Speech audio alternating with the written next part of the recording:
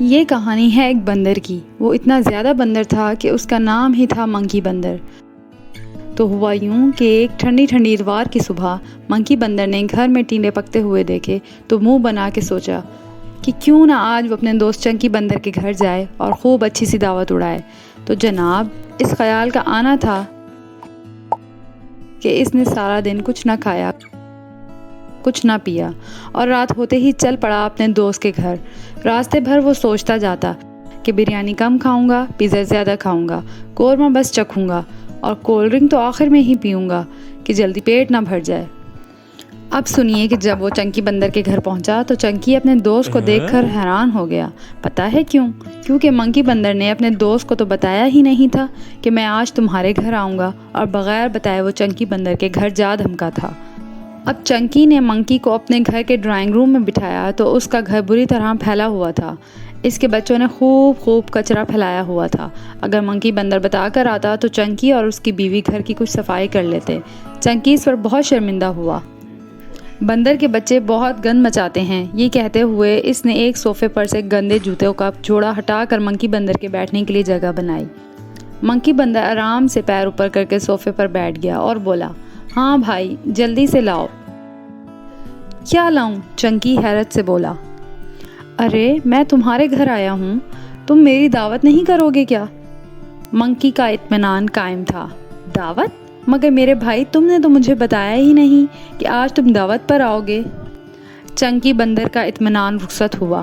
دراصل آج ہم نے جلدی کھانا کھا لیا تھا اور اس وقت گھر میں کچھ نہیں ہے۔ کیا؟ منکی بندر اچھل پڑا۔ یہ کیا کہہ رہے ہو؟ میں نے تو صبح سے کچھ نہیں کھایا، تمہارے گھر کچھ تو ہوگا۔ چنکی بندر سے منکی بندر کا بندر سا منہ دیکھا نہ گیا اور وہ اٹھ کر اپنی بیگم کے پاس گیا۔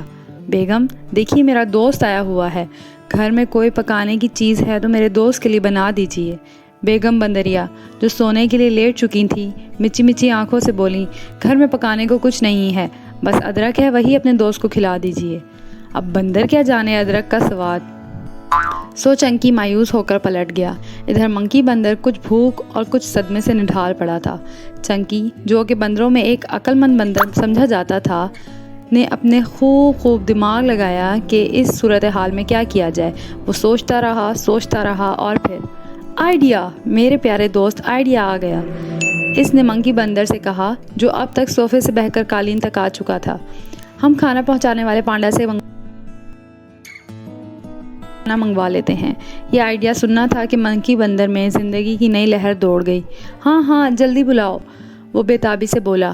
چنکی نے جلدی سے کھانا چاہنے والے پانڈا کو کال ملائی تو پانڈا کی نیند میں ڈوبی ہیلو کی آواز ابھری۔ بھائی پانڈے، میں چنکی بندر بات کر رہا ہوں، جلدی سے کوئی بریانی پائے یا نہاری پہنچا دو میرے گھر۔ چنکی جلدی سے بولا۔ بھائی چنکی، تم بھی بندر پنا دکھا ہی دیتے ہو، یہ جنگل ہے کوئی کراچی تھوڑی ہے جو لوگ بلا وجہ جاگ کے کھاتے رہیں گے۔ اس وقت سارے ریسٹورانٹ بند ہیں اور میں بھی سو چکا تھا، اب تم بھی پانی پیو اور سو جاؤ۔ اتنا کہہ کے پانڈا نے فون بند کر دیا۔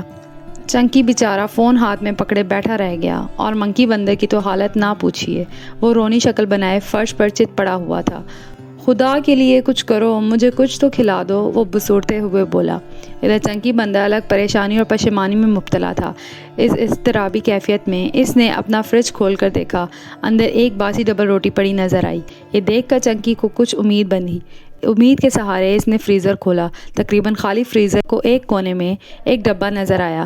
اس نے لپک کر ڈبہ کھولا تو اندر کبھی کا بھولا بسرا ٹنڈے کا سالن رکھا ملا۔